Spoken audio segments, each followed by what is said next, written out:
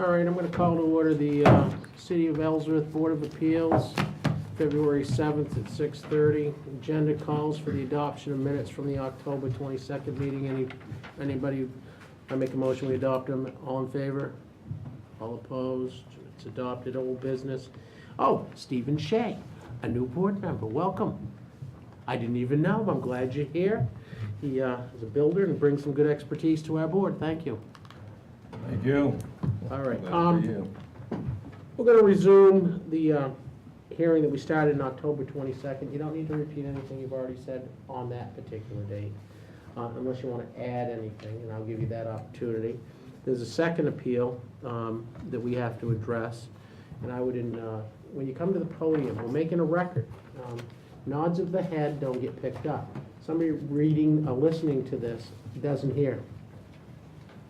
Okay? So please say yes, no, articulate your answers, and just state your name. This is so-and-so. And if you're talking from the gallery, state your name. We'll invite you up. Everyone gets a chance to talk. If you want to voice an opinion, you can. We'll invite that. We've taken a lot of testimony, and by way of background, we put a stay on this. I don't know if that was legal or not, but gave you some time to wrangle and wiggle, and they didn't do anything, which I was kind of glad. It went to the city council, and I watched some of their presentation. My opinion, that's where the problem started. They should have fixed it, and they called us a dog and pony show. Did you see that?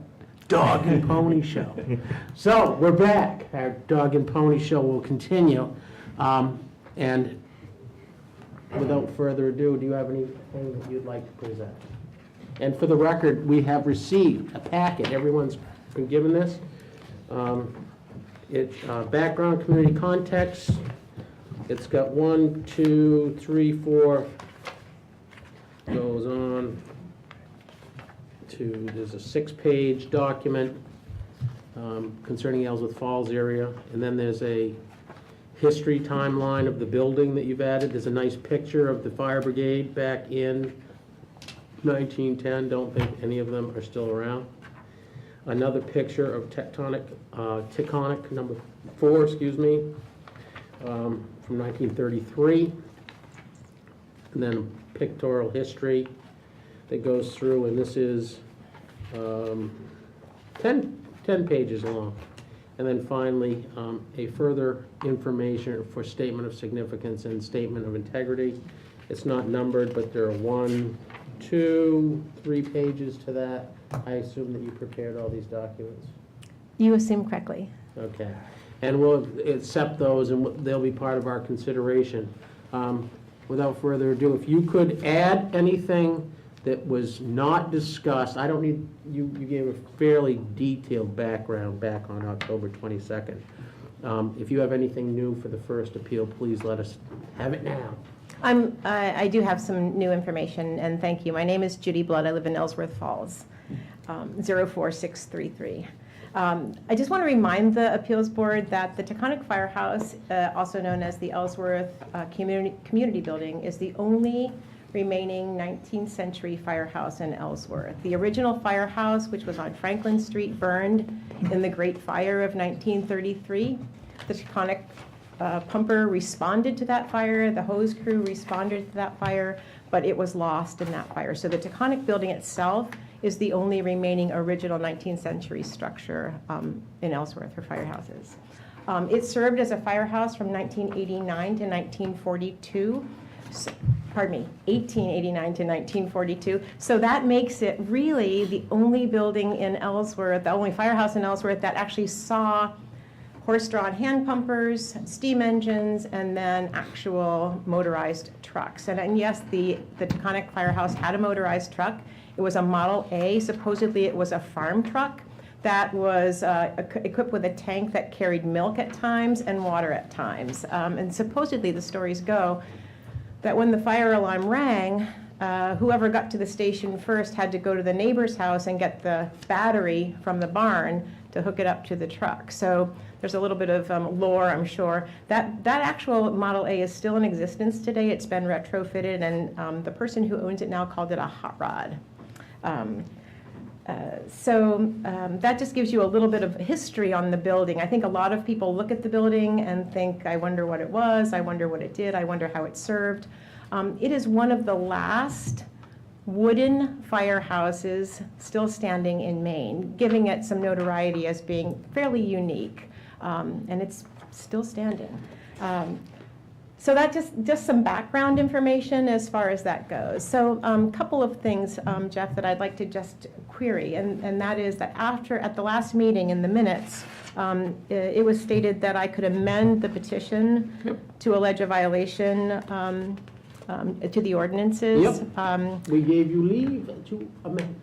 And so that what you were calling the second appeal is really an amended appeal as well. Well, we've classified them 1 and 2 just for purposes of a record, but I know what you did. Okay. I saw what you did, and we've read what you did. Okay. So if you want to just continue presentation and add, just go ahead. Okay, so the question, of course, the legal question is whether or not the agreement between Weber and the City Council is legal. And I'd like to speak a little bit to that, because while the agreement may not have been recorded, the will of the citizens of Ellsworth was recorded, and the intent of the council, or the intent, as the citizens saw the intent, was that the proposal was indeed an agreement. The likelihood to think, or the likelihood for people to think that way is basically because the city went to great lengths to develop a RFP process. They had many stages to go through as far as the application process was concerned. They refused an offer 20 years earlier from Weber to purchase the building for $20,000, and then turned around and sold it or gave it away for $5,000. And so clearly we think the intent was that the building was going to be restored, that they were going to take care of it. You don't give away something, you don't give a 2.5-story building away for $5,000 without some intent, we think. In addition to that, at the time that was going on, the Ellsworth Historical Commission was consulted. And actually the council requested that the commission consider the building for historic status. When I spoke with the director of the commission in researching this for this evening and for other meetings, she said, I just don't know what happened. I guess it fell through the cracks. So clearly, the citizens of the town felt as though that was what was going to happen. Today, I'm going to stop you right there. Sure. All right. You're starting to get into the stuff we've already heard. There's an issue of jurisdiction that I'm going to address right now. Okay. We've asked the city's attorney, who is new, doesn't have anything to do with Weber, and is completely neutral. We've asked him to research and give us an opinion on whether we have jurisdiction. And he has indicated that we do, for various reasons, and he's outlined it in a memo to us that I'm going to ask that his reasoning is that you do have jurisdiction to hear this case. Originally, we said we didn't, but we do. That's a positive to you. So I'm going to ask the board if they've seen that memo. And a threshold question is, do we have jurisdiction? I'm going to motion that we do have jurisdiction. And anybody want to second that? Second that. All in favor? All, Steve? Am I a vote member tonight? You are, in my opinion. You sit, you vote. All right, 6-0. You have jurisdiction. Hurdle 1 cleared. Now, the next issue is, do we, is this, I'll tell you, this is why I view this. The city council was in charge of this. And they gave it away, like you said. And they gave it away with the understanding that Weber was going to do something nice. And where the screw up is they didn't put any deed restrictions in. They didn't protect the citizens. They gave them a good faith deed. And you come here and point out there's no deed restrictions. We're not the board that can put deeds back together. We're not a board that can rewrite deeds. We beat on Dwight. And we enjoy it. I mean, Dwight is come before us in times and been told he's right and been told he's wrong, but he's always fair. And Dwight, in all fairness to him, directed you to us because he didn't know where else you could go. Exactly. And it did you a service because you came here and we listened and we didn't know if we had jurisdiction, and we kicked it back to the people that we felt, our board felt, were responsible for not only creating the problem, but could fix the problem.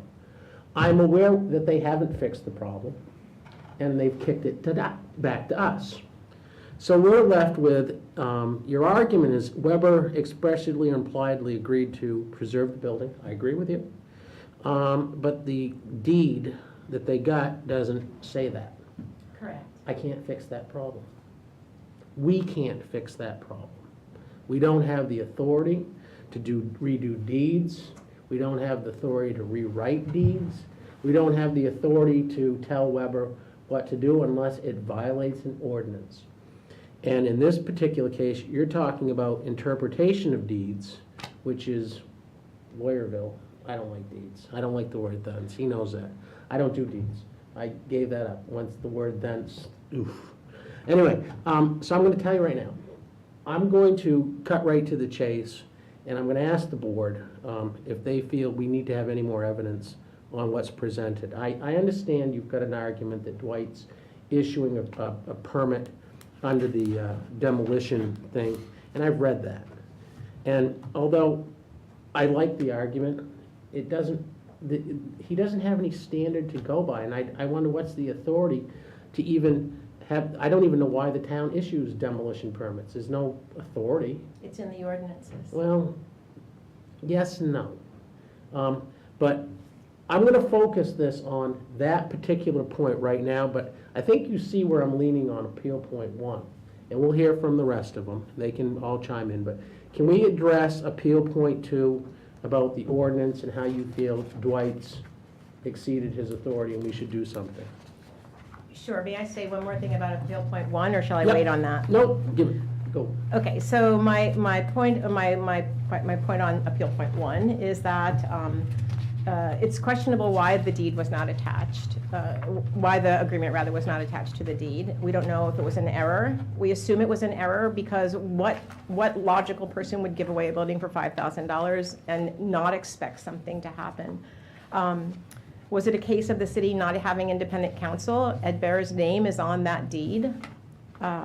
Were the city's interests then not protected? That's beyond the scope of this board. I'm just bringing some points to bear. I understand, but we're an ordinance guys. Whether Ed did or didn't do anything, I think he was directed, my understanding, he was directed by the city to draft a deed, and he did it. That's what lawyers do. Who would ever have thought we'd be to this point? But Ed's performance, he did what he was asked to do, and now we're here. Because certain things weren't put in, and it wasn't, the city council guy signed the deed, or whoever signed it on behalf of the city council. It was Ed Bear and it was Gunty, Well, the city manager. we're not gonna get into whether Ed did anything right or wrong tonight. Or Gunty either, because he was remanded, he was given the job of writing up the This agreement. board has a deed from the city to Weber. It speaks for itself. We're not gonna redo it. And we're not gonna go into what the intent was, because that's not our job.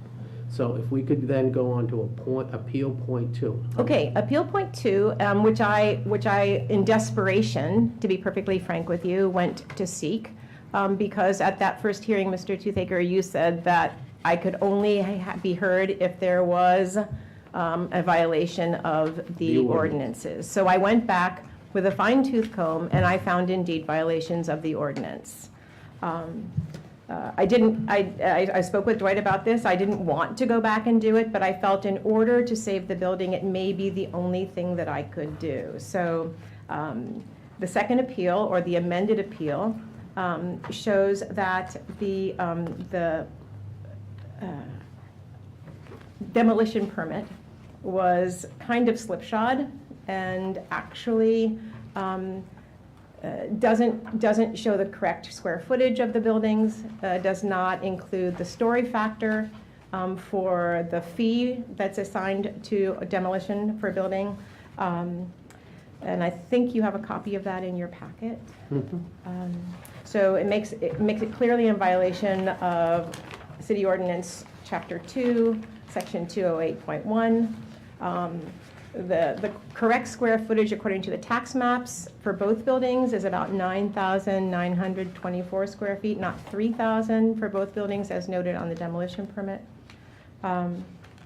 So that piece is in violation of the ordinances. And if we are to take the wording of the council and the historic commission, both have referred to this building as having significant local historic interest, then it would fall to another ordinance, which is Chapter 39, Article 1, which requires a certificate of appropriateness for demolition of a building deemed historic.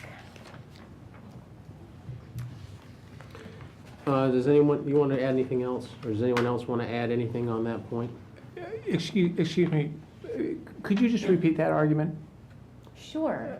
How we get to the next ordinance? Sure, that many times in the minutes of the council, when discussing this building from the year 86, I think it is, all the way up through 2005, they refer to the building as having historic significance, of having significant local historic significance, I think is the term, something like that.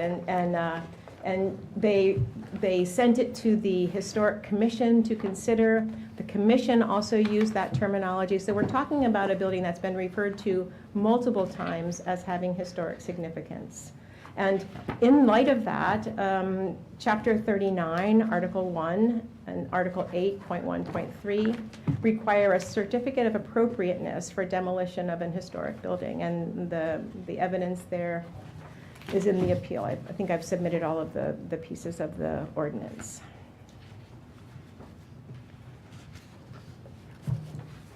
Anybody else wish, you want to present anything else? Not right this moment. Dwight, you want to respond to the ordinance issue as the accused? On the first part, I don't have any questions with that. The second appeal, I did make an error. I was aware of an error, not as much as what Mrs. Flood came up with. I've already reached out to Mr. Jim Sullivan from Weber, telling him that if the appeal 1 was turned down, I'd be contacting him for additional fees. The reason we had a demolition permit, there was 2 reasons it was originally started. One was to alert the assessor that buildings were being removed prior to April 1st, so they would not be taxed. And reason 2 is, since I came here, we've always tried to do a walkthrough inspection for asbestos, because a lot of this material at that time went to our landfill, which it doesn't go to our landfill anymore. In the future, I think we're going to look at changing that ordinance, because it does get expensive. But if the board finds that the ability to reach out and get that fee meets their requirements, then that's what we'll do. If not, I'm fine with it, whatever you. Well, let me cut right to the chase here. You know, you come to us, you ask us for relief. Judy, what do you want us to do? I'm sorry? What do you want us to do? On the second issue, what should we do? I would deny the appeal. I mean, deny the permit to demolish. And then, so we find that the square footage was wrong and they apply for a new one. And then we're back here again 3 weeks from now and they got it right. What do we do? I'm not a member of the board, so I'm See not my sure what point? you do. I But know. my point is that there also is the historic significance of the building. There's and no question this is a building of significance historically. So then The Chapter real question 39. is, who has the authority to tell the city to redo that deed? And that's why I sent you back to the people that did the deed. I right? appreciate that. The first time we uncovered a conflict of interest, and the second time they were not willing to listen. In fact, they told us prior to the meeting beginning that we would not be able to present. I saw that. Rebecca, you did a marvelous job bringing forth the voice. I saw you on TV. So I feel as though our voice was removed in the second meeting, and here we are. I feel like it's municipal malarkey is what I was calling it, Dwight, actually. if we find you screwed up, they can reapply. They can do it tomorrow. They can do it tomorrow, and then we're back here again with the same problem of a demolition permit with the right figures, facts, and so we're a scorekeeper to say, you got the wrong numbers. I just don't see that that's a good use of this board, but However, there is the historical component, which requires the, in the ordinance, yep, absolutely. can you read Chapter that? 39. can you read that into the record? You have it right there? I think you have it. Doesn't have to be designated. Uh, Doesn't have to be designated historical. Yeah. Yes, so, Chapter 8. I'm trying to make it so 1. you have a complete record in the event that we don't do something you like and you go and ask a black robe in the Superior Court to review what we did, he'll know what you were talking about, okay?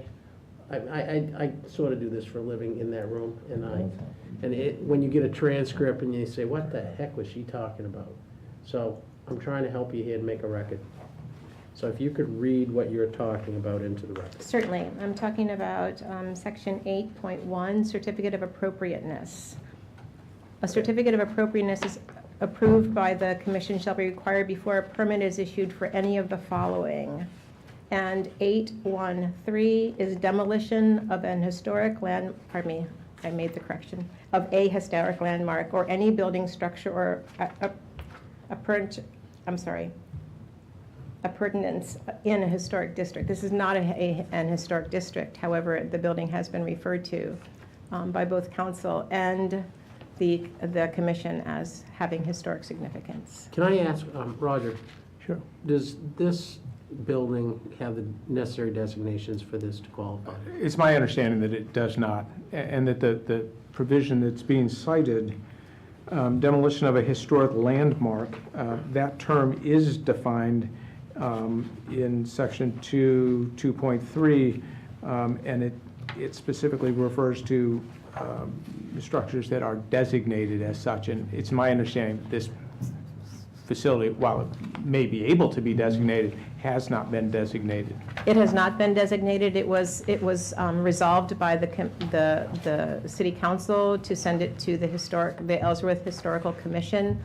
And when I asked the director of that organization, that group, she said, I guess it must have fallen through the cracks. So I'm referring to it as an historical structure simply because the council has referred to it as that. It was remanded to the commission, and no one seems to be able to trace why it was not followed up. What would she have Except for they said it was really busy because they were doing the library. What would people have, would the Historical Society have to designate it as something? Is that what is that the way it is, and it never was? Steve, any information on this? Well, I think the city council would have to accept it and vote to designate it a historic. Has that happened? I don't believe it is. Okay. Maybe somebody knows differently, but I was involved in a case last year, and we reviewed all the properties, and it wasn't listed at that time. The Black House, right? Yeah. Okay. All right,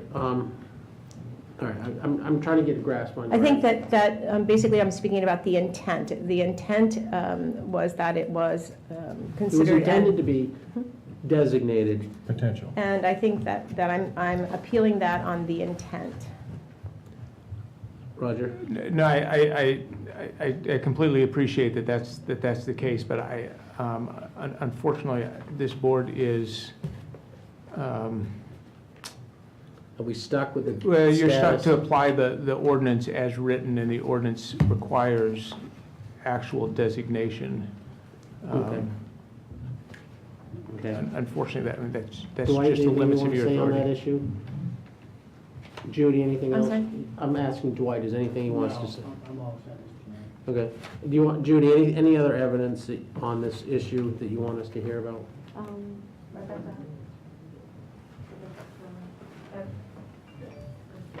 Rebecca Maddox-Wilmer, Ellsworth Falls resident. It was in the minutes of numerous city council minutes from back in 2004, 5, actually in '86. referring to it as a historical building. I mean, it couldn't be designated, and it was in part of the agreement that its preservation was discussed with Weber. However, the owner of the building, they were entrusted with following through on having the status, the official status, and only the owner of the building can do that. So as we know, the signed agreement, which is a legal contract, that did not get included in the covenant of the deed, describes that intent was there. So while it is not technically been put on the register, it is because of a lack of follow-through, not because of a lack of identification as a historic building. It is, as I said, repeatedly, it has been listed in city council meetings as a building of historical significance and was sent to the commission, and as she reported, that fell through. That was somebody's mistake. I sat in the council chambers when Weber was presenting, and all of those details were discussed, as did many people from Ellsworth Falls and the Ellsworth Falls Congregational Church, and we heard all of that testimony as to what they were going to do and did not do. So I understand very little about how we are supposed to communicate the facts that I was personally witness to, given that one forum tells us we can't speak and the other one doesn't really. I mean, there's a question as to whether you have jurisdiction. It makes it very difficult. My question along the way, which no one would answer in the council, was the deed was not drafted as it should have been. Reform a contract, perhaps, because there was a legal agreement. So do you have any authority in that, I guess I would ask, because I was witness, as were many people, to the discussion around that agreement. The citizens had no idea what happened outside of this room when it came to drafting the deed, but there were 500 strong people following that very closely, who believed that that was taken care of at the time, and were told that that was taken care of at the time. So, I don't know, reform the contract, require them to go back, Yeah, but listen, Rebecca, you know. we are a board of appeals. for I ordinance. understand, that's a I mistake. agree with you Mhm. on the reformation of the deed issue. If I could with the magic slope of the pen, I would do it for you, but I can't. We can't. So we're mindful of what you want. We are mindful of the arguments. But we're stuck with our jurisdictional issues and we can't redo deeds. Okay. That's why I sent you back to city council. I was hoping they would take a better look. But speaking back to that, The you're historical saying designation. the It's always been designation- talked about as historical, but it's never it's in a been- it's repeatedly in a public record. Yeah, but the final step has never been taken. Understood, but that's from the lack of follow-through on the city itself. That's negligence of the city in doing their job. The citizens did all they could. We don't sit in those seats. We couldn't make that happen. It is beyond me, and I'm sure many of you, as to how a written agreement detailing all those points from the request for proposals could have not been attached to the deed. That's, who does that? We Who agree. would do that? Roger, you want to respond to any of that? No, I just add in, not only can, first of all, my name is Roger Huber. I'm an Nice to attorney meet you. from Farrell, Rosenblatt, and Russell in Bangor. I have the luxury of simply representing this board. I do not represent the city. I represent the Ellsworth Zoning Board of Appeals.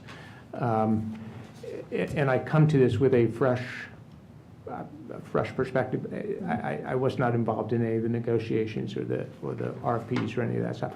I did, however, I want to make clear, I did listen 3 times to the videotape of this meeting last time, so I'm well acquainted with the arguments. But I want to make sure that everybody understands. Not only does this board not have the authority to reform the deed as much as the chair has admitted personally he would like to. Board does not have the authority to do so. the board doesn't even have the authority really to consider the deed because, and the restrictions that are contained in that deed, because those are, the deed restrictions, that's a contract between two parties. It's not something that a Board of Appeals, and the Maine Law Court has been clear, zoning boards of appeals should not be looking at and interpreting and reviewing deeds. So even if they could, we all know there's nothing there, but even if they could, even if there was something there, this board couldn't consider it. And they certainly can't, unfortunately, reform it, notwithstanding the notion that everybody seems to acknowledge that. Understood. As it should be. And speaking to that, that has been a very awkward and ineffectual situation for us to represent something very, very important with the council saying, that's not ours, and then you legitimately not having any clear path to help. So here we have, and I'm just saying this as editorial, because I acknowledge what you said. Here we have a situation where something horribly wrong has occurred, and the citizens, the taxpayers, the people from Ellsworth Falls and all interested parties, the 500 strong, that still are fighting for that, have actually no voice. And it's really very, very clear cut that something very wrong occurred, and we do not have an avenue to address that, and we are not being responded to as we should with a city asset and a historical building, and with so many citizens very, very committed to trying to turn this around. A mistake. It's a big mistake, and we have no avenue.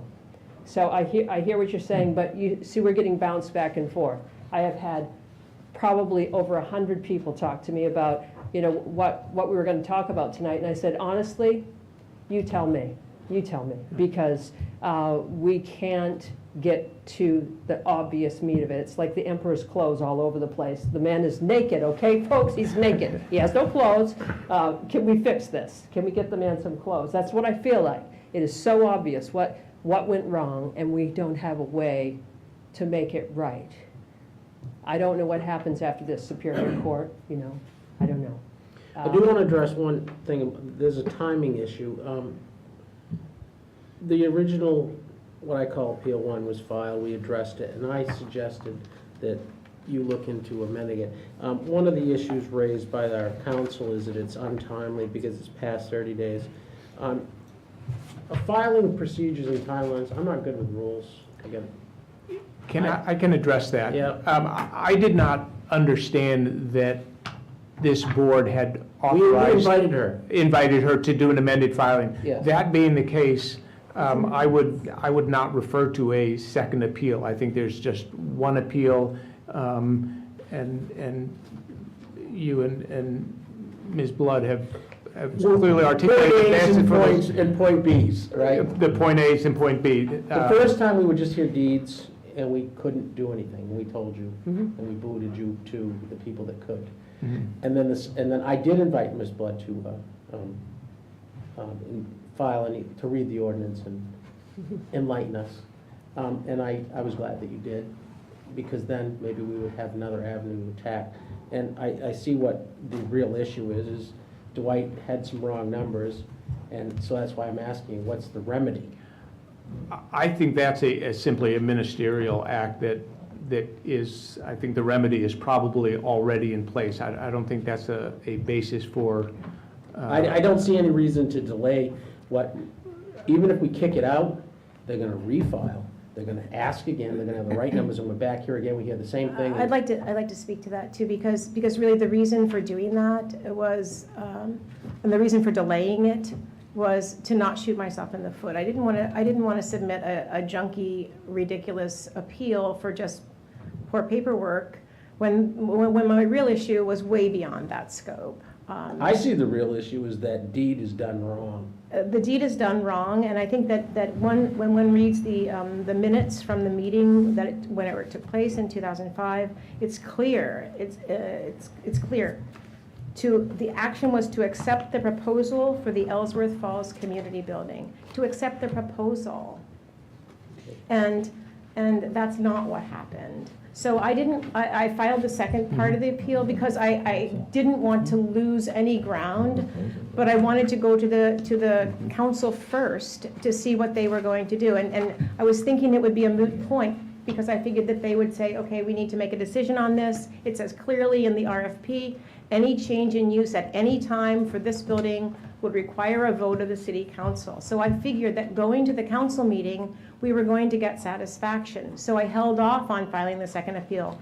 Timeliness is waived. When all the stuff happened. We're not raising timeliness. No, but what I'm speaking to why I filed that the minutia appeal, I call it, because it wasn't what I wanted to do. You don't have to, listen. But I felt I You're had here because you to. raised issues legitimately. And I felt that maybe if you looked at the ordinance, there may be something else in there that could help you. That's my job. Give citizens a fair shot with us. So historically, I feel as though there's some hoops that they could be made to jump through, but more importantly, I think, just as you said, Jeff, at the very beginning, the council created this problem. They are the ones that put the words in their proposal. Any change in use of this building at any time will require the vote of the city council, and they have not done that. Okay. They have not stepped up to the plate. Does anybody else want to add anything before we? Yes, Gordon, come on up. Gordon Wortman, my classmate, kindergarten through 12. Thank you, Jeff. Gordon Workman. We're a home rule area, Yep, correct? Yep. Where does that help her? Because we can make decisions under home rule, is that correct? We're not here to give legal advice. However. But no, but the council. No. But I just want to point out that people come in, they tell us, how do we do our job? What should we do next? And I'm usually all for opining. But Gordon, what you're asking us is, what other rules apply? Can we bend the rules? Can we make new rules? We're kind of stuck here on an ordinance and a real estate issue. And I think I'm hopefully saying what you would say anyway. I see where you're going. I'm thinking about the council. Can't they use home rule to reform that deed? We can't opine on what the council can do. I Right. put you back there, we Yeah. collectively, at my suggestion, I'll take credit. So the people that created the problem could address it. And that's, you've got their answer, Yeah. okay? Okay, I was just curious, But because thank you. I just was curious how that would affect. Home rule Maybe- is, you make your rules and you enforce them. We can delete half these ordinance restrictions. We're not required by state to have them, but over periods of time, they've developed and been sort of uniform county to county, except some of the coastal towns have pier things and a few other special ordinances. That's what home rule is. Home rule is you can make your own rules. And so when you're a city attorney like he is, and Portland has a huge ordinance, and you're asked by some small town like Brooklyn to come up with the rules, you go to Portland's ordinance and you start crossing out and you give them a nice little thing and you say, I created this. And that's the way it really happens. And for Ellsworth, over the years, we've developed this ordinance and that's our home rule. Okay. And we've adapted it to meet our unique community requirements. If you compared this to probably every other community, 90% of it would be the same. And then we'd have 10% changes in sizes because, you know, up north, they can have really big land masses because of Right. farms, and here, we have smaller requirements. Okay. So that's home rule. That's what home rule Right. is, that's what home rule is designed to do. Okay, I didn't know if it would help to How'd I make do? a change of decision. Almost right Pretty good, Not bad. pretty good.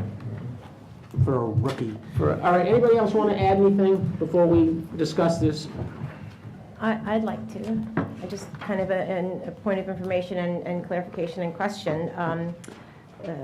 There were three options given to the council, and option number 3 was to initiate discussion with Weber regarding the return or the repurchase of the property. And I didn't know if this board has the authority to send it back to the council with that request. I can answer that one. Go for it. The board has zero authority to send this back to the council and to either suggest or to recommend that the council do anything. I have to applaud this board for doing what it did last time. I think that was a tremendous solution, and I thought it might go differently. I expect you did too. We But- had hoped it would go differently. Right. This board has no authority to send this back to the council and to direct them to do anything.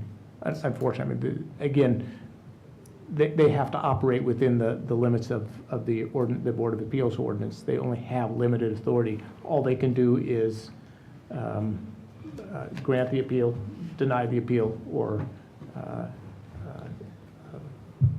so.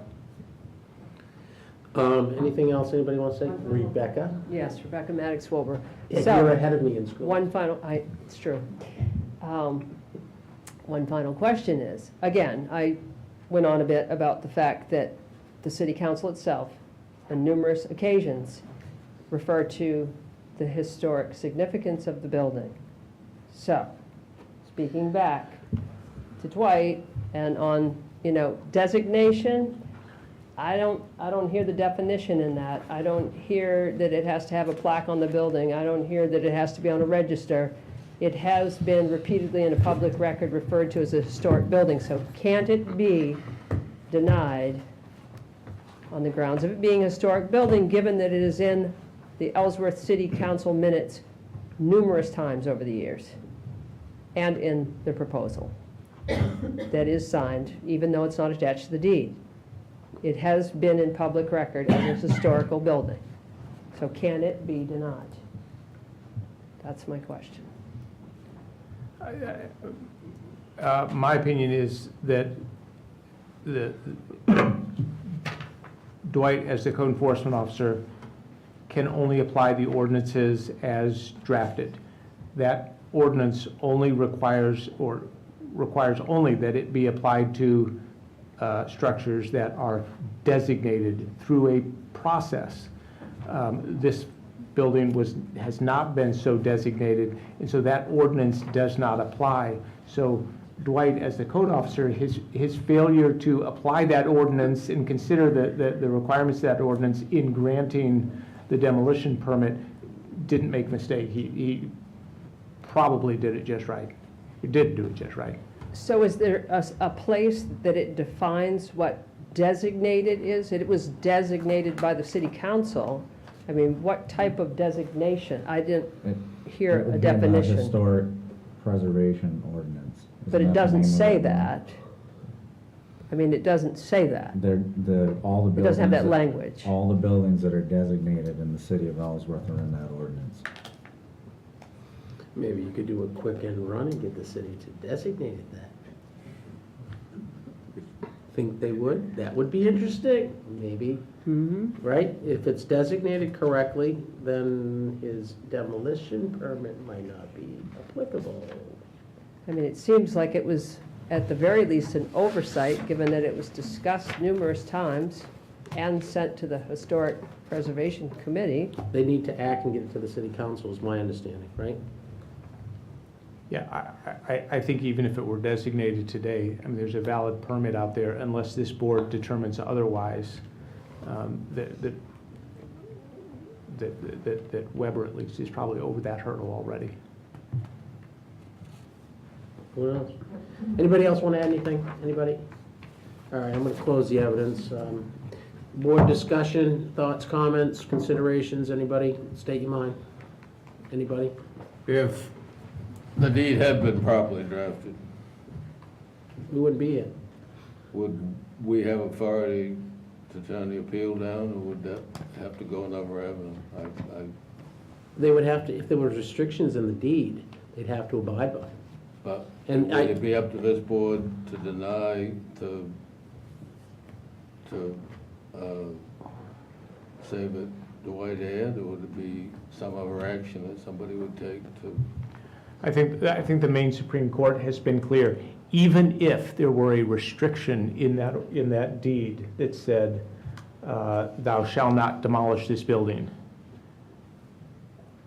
the code officer could still issue a demolition permit.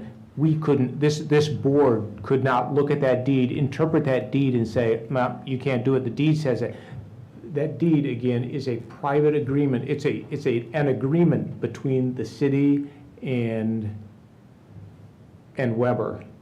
This board does not have the authority to interpret or apply that deed.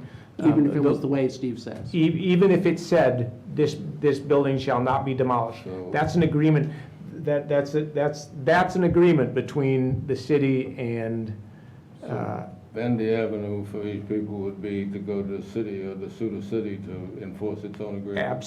that is exactly correct. Which may have been suggested.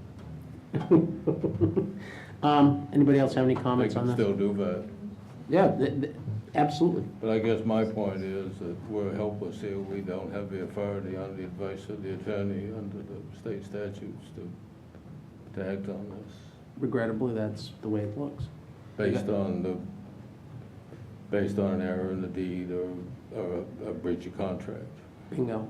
which it would be. The action is between the citizens asking the town to reform the deed.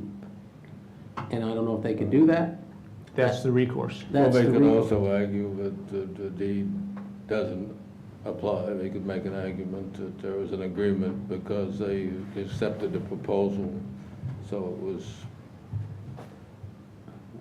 an unwritten contract. They could make that avenue, whether or not they'd prevail or not. I'd be very interested. I wish they would. It'd be an interesting case. Judy, you're listening? I'm listening because the last time that we were in front of the council, we had no voice. So I would be very interested in pursuing that. It's amazing how Extremely when you're interested. being accused, nobody talks, huh? So I would love to pursue that.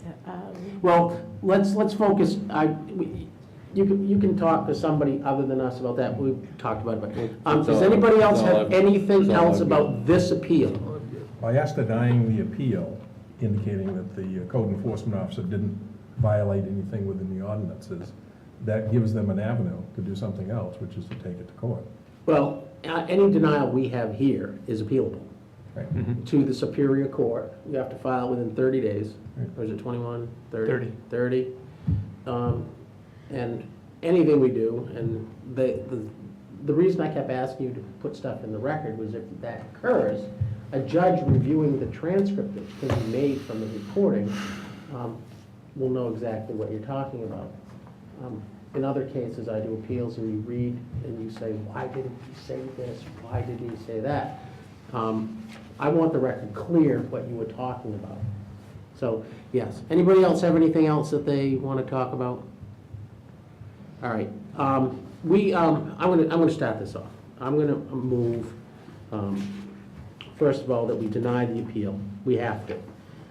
We've heard plenty. I'm sympathetic to the people that came here that recognize what the real problem is. But we're not the board that can affect the relief you seek. So I'm going to move that we lift the 6-month stay from the proceedings imposed by us on October 22nd. All in favor? I need a second. Second. All in favor? Aye. All, 6-0. The next thing, I'm going to move that Judith Budd has failed to carry a burden to demonstrate that the code enforcement officer issued the building permit, demolition or alternation permit 1400-751, that they erred in issuing. And anyone have a second on that motion? Second. All in favor? 1, 2, 3, Steve, 6-0. Finally, I'm going to move motion that we lift the 6-month stay on the demolition of the Tectonic building. Anybody want to second that motion? Second. And all in favor? 6-0. Now, finally, I'm going to ask our attorney, that the appeal has been denied, to generate findings and decisions based on all the evidence. I would ask that it be submitted to Judith, and Steve's our go guy, but it'll come to everybody. Judith, you can always comment and correct any errors, but in findings and decisions, it'll lay out the history, it'll lay out the procedure, it'll lay out some significant facts in the record, and then it will have our findings that I think that we've been talking about. And if you you want to write, look, we hire a lawyer to make it right, so that the thing that we sign here eventually gives you avenues that if you want to pursue them, you can. That's called due process. We're supposed to give you process, like a hearing, a fair decision, in writing, telling you what our decision is based on. We did ask our lawyer to prepare something draft form, but I think everyone should have a comment on that before we sign it. Is that fair with you, Roger? Absolutely, and I will need to amend it. Obviously, that contemplated a second appeal, which I now understand is not a second appeal, just a Part B to the first appeal. So I will make those changes and get it out to, Is it permissible to, 2 weeks enough time for you to do that? absolutely. Okay, and make Probably sure. be done tomorrow. Okay. Yeah, Well, it- well, it's Julie, fresh. you're gonna get either an email or a letter in the mail from Roger. It'll have fancy with like all kinds of lawyers' names. Don't get scared. And open it, read it, and you can communicate directly with our city attorney. You don't need to call us. And if you have questions, concerns, verbiage, typos, things you want to add, he's our advice. He's going to make those changes, and then he's going to submit it to us when he feels it's in the form that represents what happened here. So, do you understand what we just did? I do. I have two questions. So that means that the building probably will be torn down tomorrow, No, I don't know. or could be torn down tomorrow. Wow. And so the 30-day appeal to the court is really moot because it could be gone in 30 days. First point. Second point, do I understand that the errors that were made in numbers were not errors? Is that what you're saying? What we're saying is administratively, you got the square footage wrong. 5.3. Well, I'm looking at the bigger picture I'm here. looking at, if the city's willing to sell a building for $5,000, then they may as well collect the money that they're due for the demolition permit. Well, that I don't find rising to an error that would reverse this Difference appeal. between 100 and 800 seems significant in my bank account, but maybe not yours. Are we going to reconvene?